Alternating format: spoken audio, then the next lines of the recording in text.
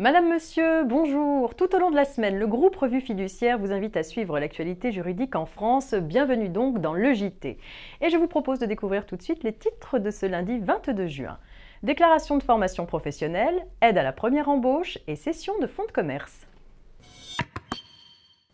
Et on ouvre tout de suite cette édition avec un changement concernant la déclaration de formation professionnelle.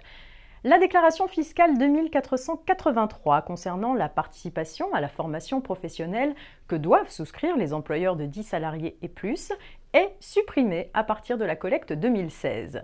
Ainsi, la dernière déclaration 2483 a porté sur la participation à la formation 2014 et a été souscrite le 5 mai dernier.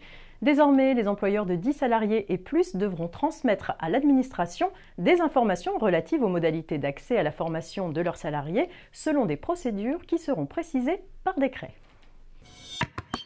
Une nouveauté à présent qui concerne l'aide à la première embauche.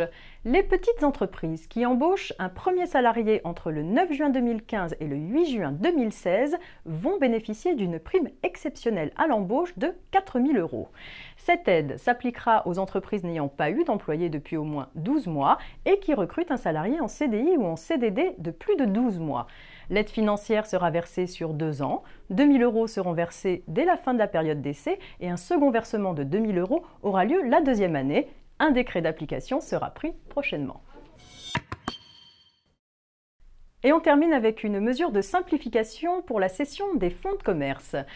Pour développer l'activité des petites entreprises, il est proposé de simplifier les modalités de cession des fonds de commerce. Ainsi, le délai maximal d'indisponibilité du prix de vente, qui prive le vendeur pendant cette période de moyens financiers pour démarrer une nouvelle activité, serait réduit de 2 mois.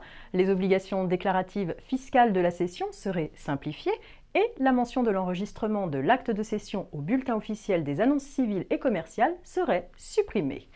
Ces mesures seront intégrées au projet de loi pour la croissance, l'activité et l'égalité des chances économiques, dite Macron.